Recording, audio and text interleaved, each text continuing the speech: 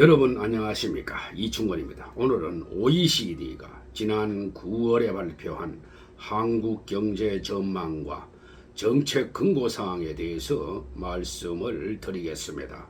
OECD는 올해 한국 경제 성장률 전망치를 2.8%로 물가 상승률을 5.2%로 전망을 했습니다. 그리고 한국 경제의 규제 혁신과 5대 부문 규제 개혁은 긍정적으로 평가를 했습니다.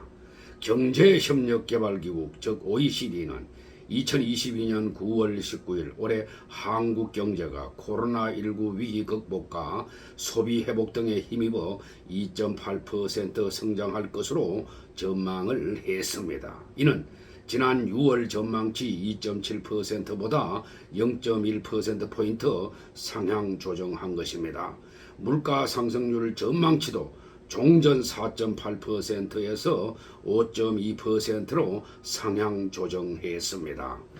이번 보고서의 제목은 놀라운 성공, 즉 스터닝 석세스와 진행 중인 가업이라고 했습니다. OECD는 2년 주기로 회원국들의 경제 동향과 정책 등을 종합적으로 분석 평가하고 정책 근거사항을 포함한 국가별 검토 보고서를 발표합니다. OECD는 한국 경제는 코로나19 위기를 효과적으로 극복을 했고 향후 방역 조치 완화에 따른 소비 회복 등에 힘입어 이처럼 성장할 전망이라고 밝혔습니다. 내년 전망은 기존 전망보다 0.3%포인트 내린 2.2%로 전망을 했습니다. OECD는 올해 소비자 물가 전망치를 국제 유가가 내년에도 현 수준을 유지한다는 전제 하에서 종전 4.8%에서 5.2%로 올려 잡았습니다. 내년 소비자 물가 상승률도 기존 3.8%에서 3.9%로 0.1%포인트 상향했습니다.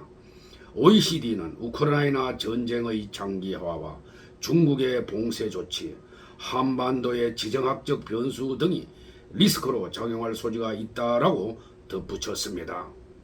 OECD는 이번 발표에서 올해 우리나라 수출은 4.7%, 수입은 2.6% 증가할 것으로 보고 있고 경상수지는 4.3% 흑자를 낼 것으로 봤습니다. 또 실업률은 2.9%, 일반 정부 재정 수지는 마이너스 0.1%, 국가채무 즉 D1은 GDP의 46.8%로 전망을 했습니다. OECD는 재정 정책 지원은 축소되어야 하며 확고한 생존보다는 사람과 기업의 역동성을 지원하는 데 중점을 두어야 한다. 생산성이 높은 소규모 기업과 대기업 간의 생산적 격차는 소득과 지급의 질, 사회적 보호라는 노동시장의 이중성을 나타낸다라고 했습니다. 한국 정부의 수정된 재정 준칙 도입 계획에 따른 재정 규율 강화 효과를 높이 평가했고 이러한 재정 건전성 제고 정책을 지속하라고 권고했습니다. 그리고 양도소득세 인하로 주택 공급 확대 효과가 기대되며 종합부동산세는 주택시장 안정 기여 지속 가능한 세부담 수준에 맞게 개편할 것을 권고했습니다. 그간 급격한 종부세 인상의 납세자 수용성 저하, 세부담의 임차인 증가 등 문제점이 발생한 데 따른 것이라고 지적을 했습니다.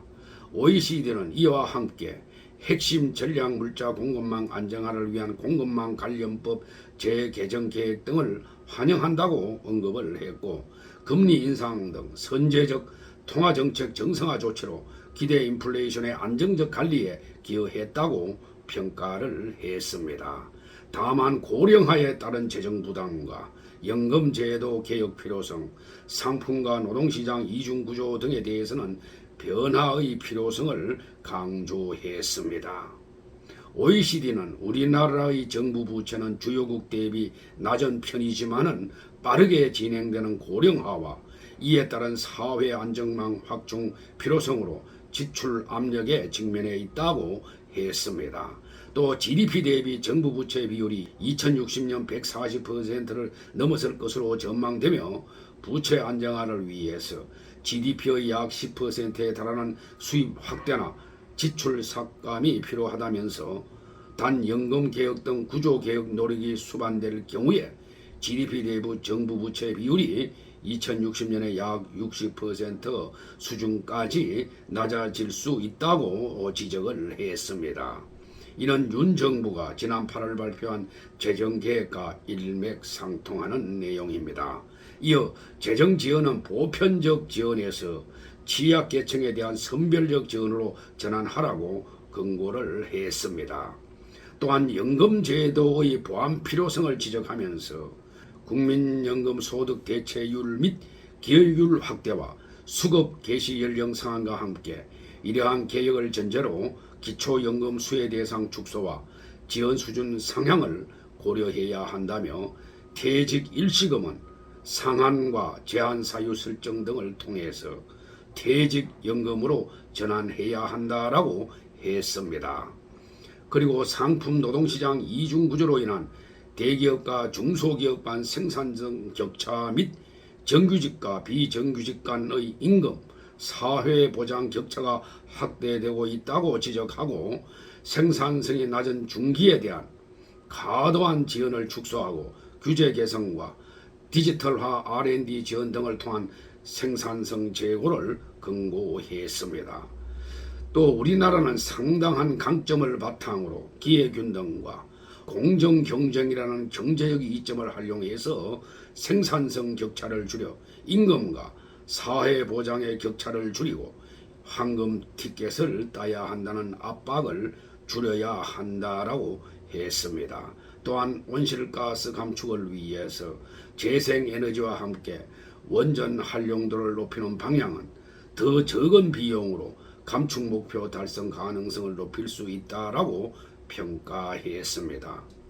오늘 방송은 여기서 마치겠습니다. 제 영상을 끝까지 시청해 주신 여러분들께 감사의 말씀을 드립니다.